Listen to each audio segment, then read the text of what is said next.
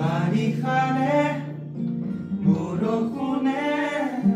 তোমাৰ কথাকে কব